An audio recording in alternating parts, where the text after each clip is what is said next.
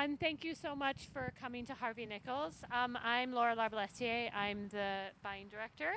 I'm delighted to be launching this project with my wardrobe. I think more and more we're all kind of trying to understand what the new normal is going to be and how we're going to get customers back in stores and eager to dress up again, like all of you today. And obviously, I think the idea of people really seeing clothes as an investment and, you know, the idea that you can kind of rent your wardrobe once you've bought it, and also you can come into Harvey Nichols, buy a new lipstick, and rent a top for your event is really exciting for us. So we're delighted to start this project with them, and I'll hand it over to Jane and the rest of the panel. Thank you so much. Thank you, Laura. So kind of you to host. I don't know if you can hear me through the. I think so. Yes, great.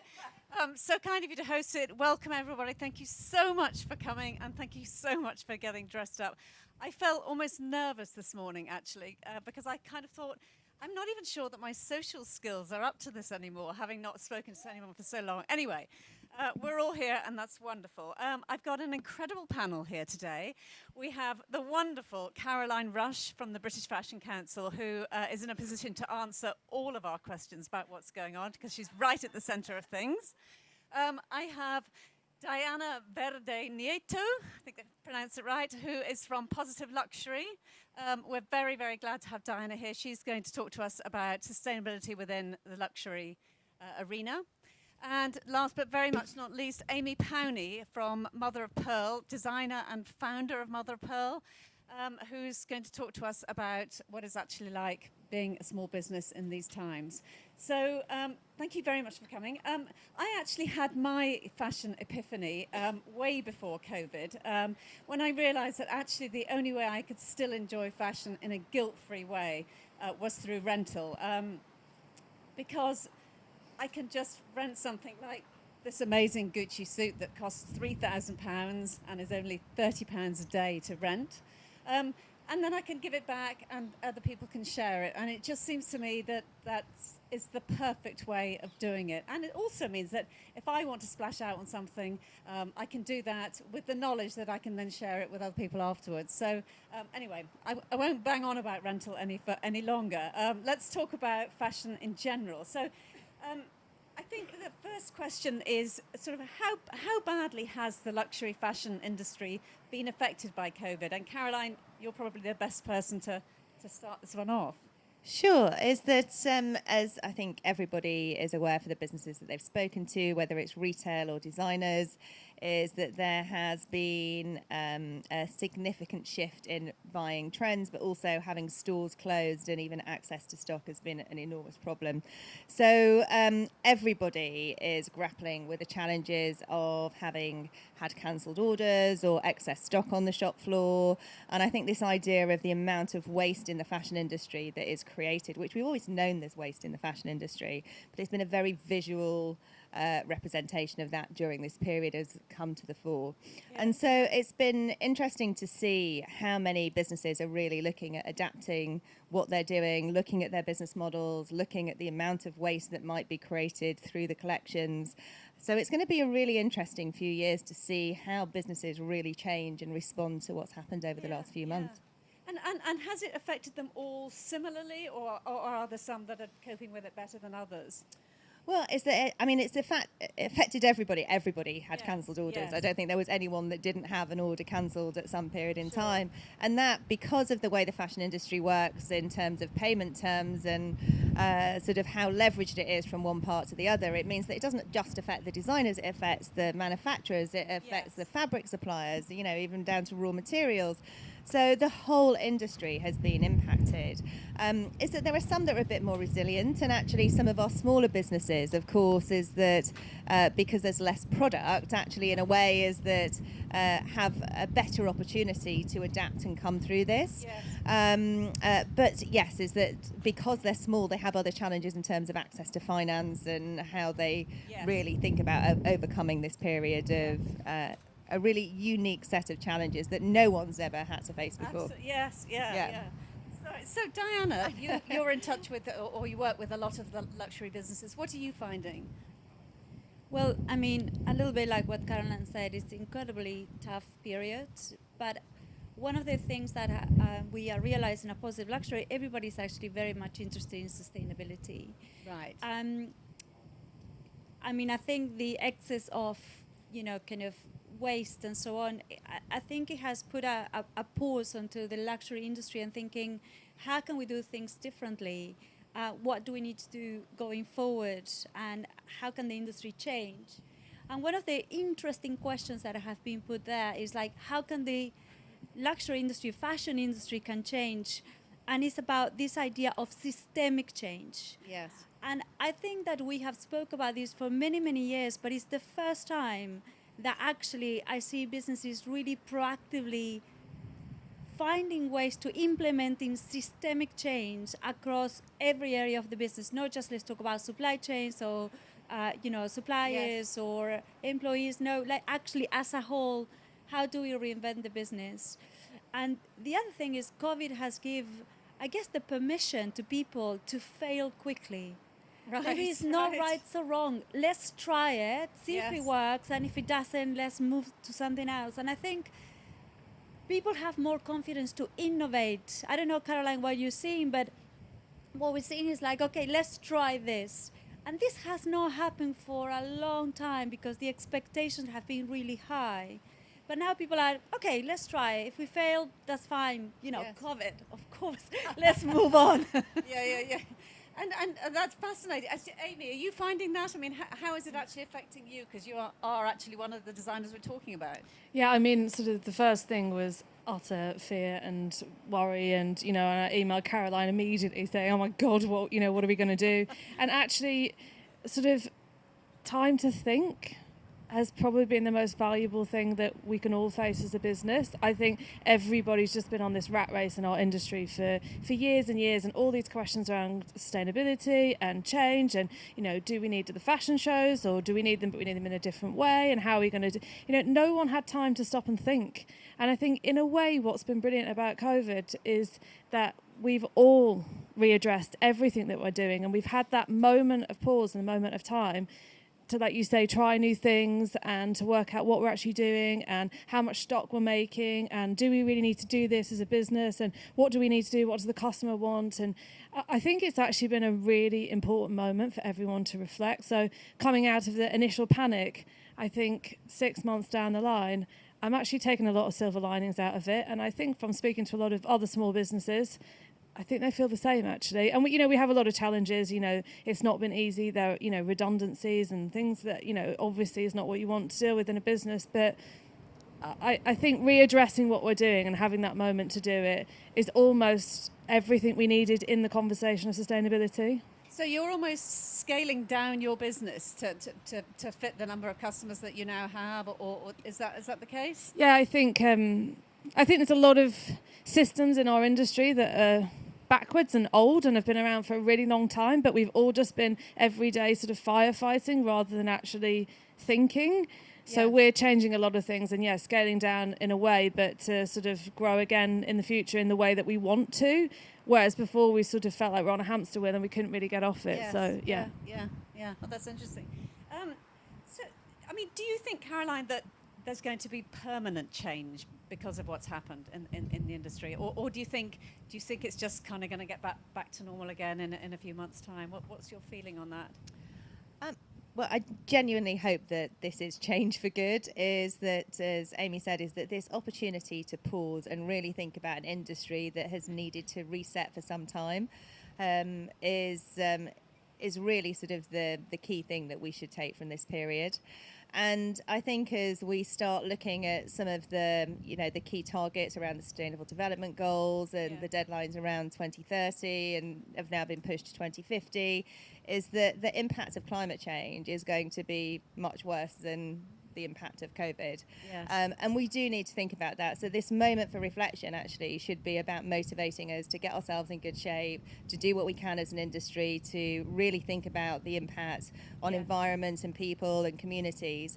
because this is our one moment to do it. And there's been a lot of excuses in the past why we couldn't, is that, it wouldn't work, this couldn't happen. And, this period has proven that actually you can change the things that you do and the processes and everything. Yes. So I do hope this is change for the long term, and really it needs to be. Yeah. I heard that I think there's a group of designers, isn't there, who have got together who are looking at the number of seasons that we actually have now, saying that actually 4 seasons is perhaps too many for some designers. I mean, this conversation, we've known each other for quite a long time, Yes. is that these conversations have been going on pretty much since pre-collections, and then sort of in between collections have been happening around actually why do you need so many Yes. drops, why do you need so many collections. But, is that it's always been pushed onto the consumer wants new, but actually is that this opportunity to really think about why individuals went into business in the first place. Yes. The opportunity to create really beautiful collections, the opportunity to maybe reduce the amount of travel for the buyers in terms of seeing the Yes. collections,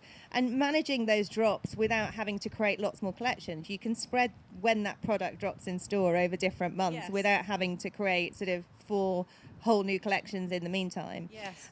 So I think that definitely is one of the big themes that's been coming through from designers, that we're already doing it actually, but now are much more sort of leading the way, and there are lots of other businesses that are trying to figure out how they do that, and ultimately when the product goes in store so that it won't go on markdown. Absolutely. Yes. Yeah. I couldn't agree more.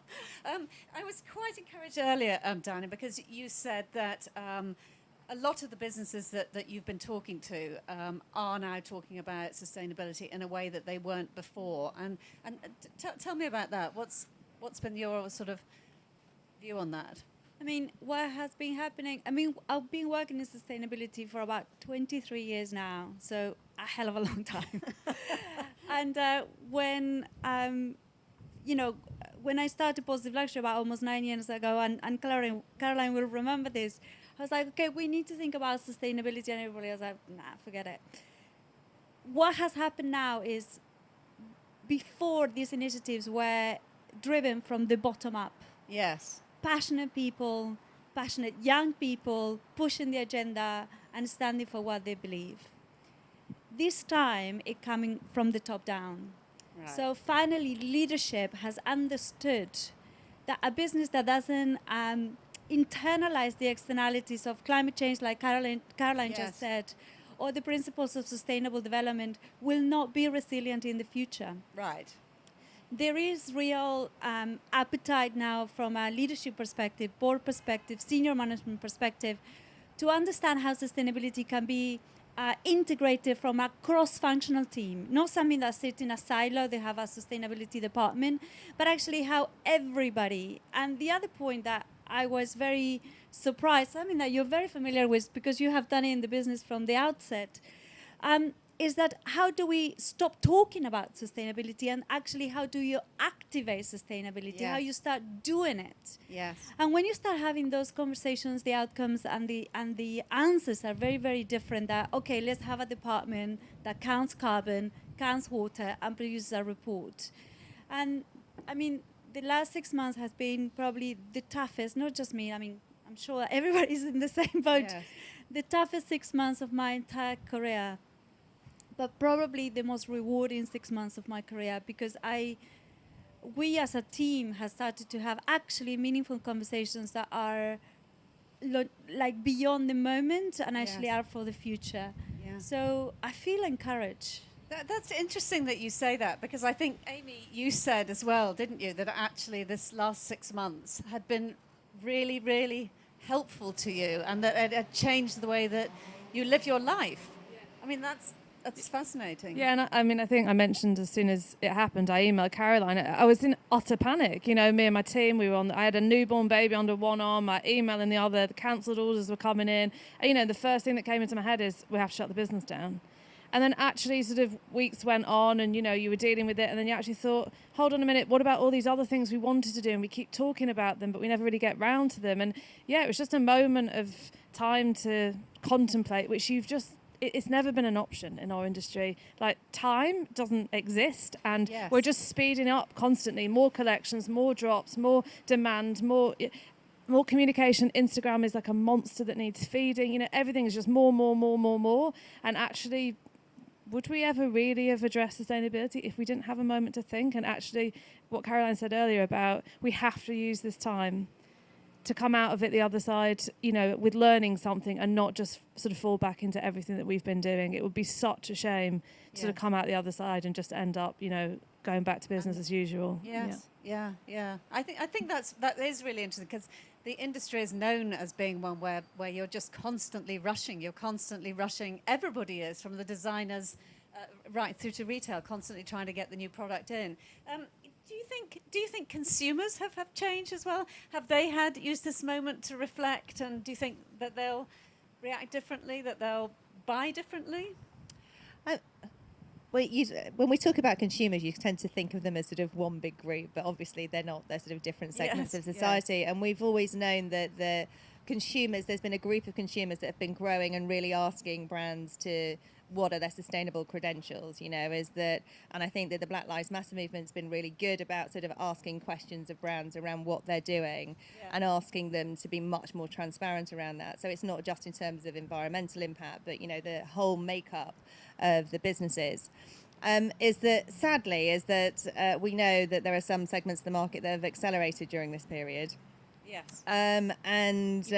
Fast fashion, yeah. And you know, so there's definitely work to be done in terms of how do we get everybody to feel that they have a personal role in changing the industry and playing their role in terms of their impact in terms of climate change. Yes. So there's definitely work to be done. But for those that were engaged, I think there's probably many more that have, because like everyone else, they've been at home, they've had time to read, they've had time to think about the brands that they're buying, that they're interested in. And we need to make sure that we continue to push those stories through. Yeah. Okay, that's encouraging. Your company's just done a report on businesses and business leadership and what we need to do to avoid social and environmental breakdown. I mean, are there sort of some key quick takeaways that you could give us from that? Thank you. I mean, the report is called Bringing the Future Forward. And the main thing is about how do we move from talk to action. Yes. Just in very quick points. But the other one is this need for connections. And like Caroline is saying, we think about consumers as some other people that live somewhere else. And actually, we are all consumers. And it's this need to connecting. One of the main insights has been this idea of collaboration. Yes. And I said idea of collaboration because pre-COVID, this was something that people talked about, but actually not action it. And now there is an appetite for collaboration, for knowledge, for co-creation, but this is everyone. Right. So almost like we are in this together. I mean, of course, there are differences, there always will be, but it feels like, you know, this appetite for connections is much, people are much hungrier for that. And actually brands are open now to find a different type of way to engage. Right. The other things that we also kind of looked at is the behavior of brands, the need of finding different business models, whether it's renting, whether it's refilling, whether it's leasing. And this is not just fashion, this is across the entire industry. And in travel, probably I feel that the travel industry has been one of the most innovative coming out of this. They have done, for example, cookery classes and take you elsewhere to have this masterclass with this chef in Indonesia from Zoom, from your comfort of your own home. So I think innovation is definitely key for going forward. And I guess the last point, I mean, and again, we talked about 2030 and 2050 are main targets, not just from our development, from the development goals, but also is the importance of nature and biodiversity. Yes. I think we all have experience with our own eyes that if we pause, nature have the opportunity to revive and to grow and to come back to what it used to be. So the question, I think the exam question is, what's our responsibility to the natural world? Yes. What is the responsibility for brands with our natural world? Yes. And how we can actually have good growth or good business, taking in account ecosystem management, so taking account nature. Yes. Because without nature, there is no planet. Forget about no business. There is no us. Selfishly, I'm thinking about it. So I think that probably is the biggest takeaway, the importance of nature Yes. and the cost of nature and the cost of business to take from nature. So the idea of businesses have to move for more regenerative business models, Yes.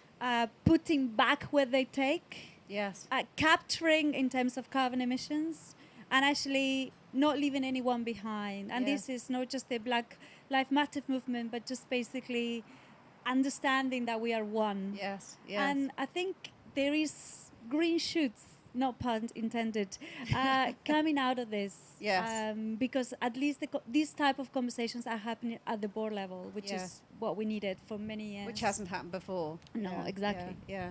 Amy, do you've always been at the forefront of sustainable fashion, and you always seem to me to look at it in a very intelligent way.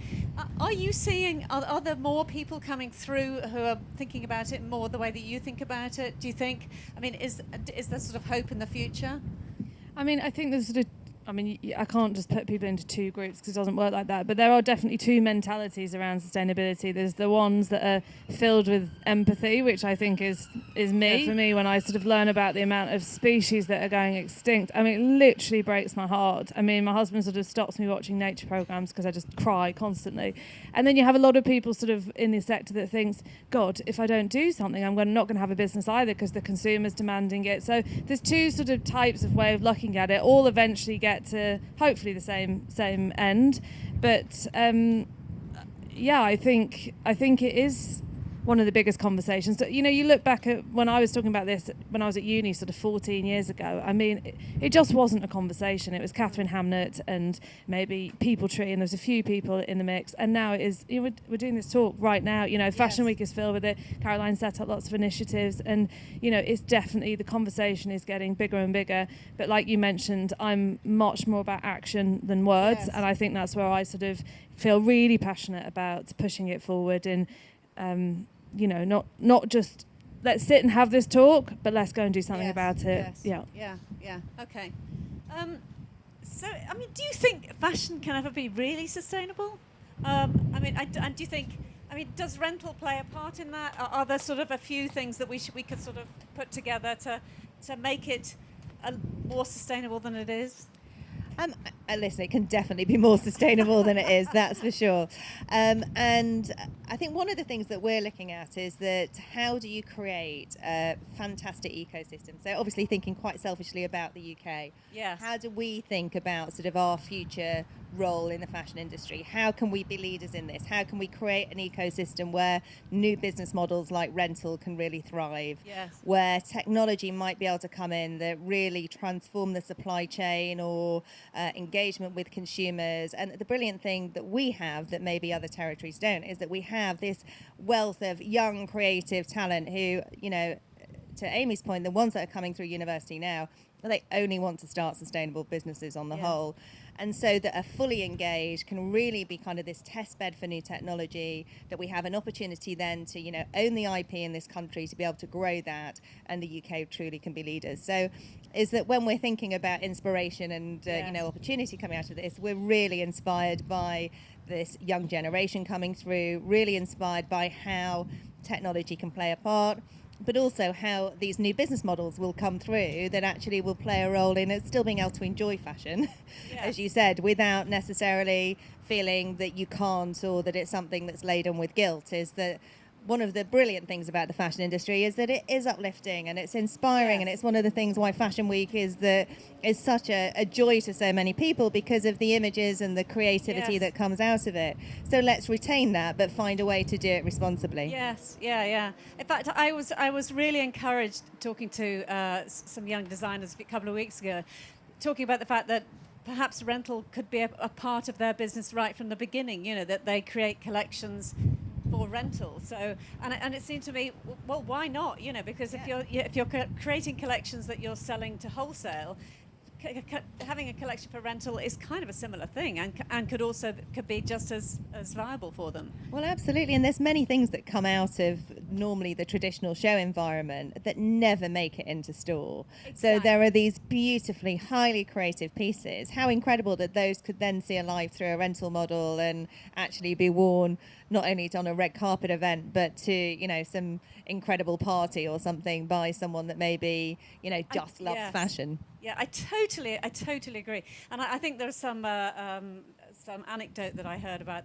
from the woman that started Rent the Runway, and she said that if you were going to rent something, if you were going to buy something, you'd buy it in navy, and if you were going to rent something, you'd buy it in bright yellow. So you know, and it is those. Yeah, I mean, everyone is sort of becoming more and more risk averse, and certainly. You know, that those amazing pieces that you see on the catwalk, that are the real signature of the designer, could be up for rental, and then we could just all buy the piece in black. I mean, you know, I'm not sure I would ever actually have bought this, but for rental, it's perfect. It's perfect. Do you think, are there some luxury brands, Diana, that you think are really doing it well, who are sort of thriving and not just surviving?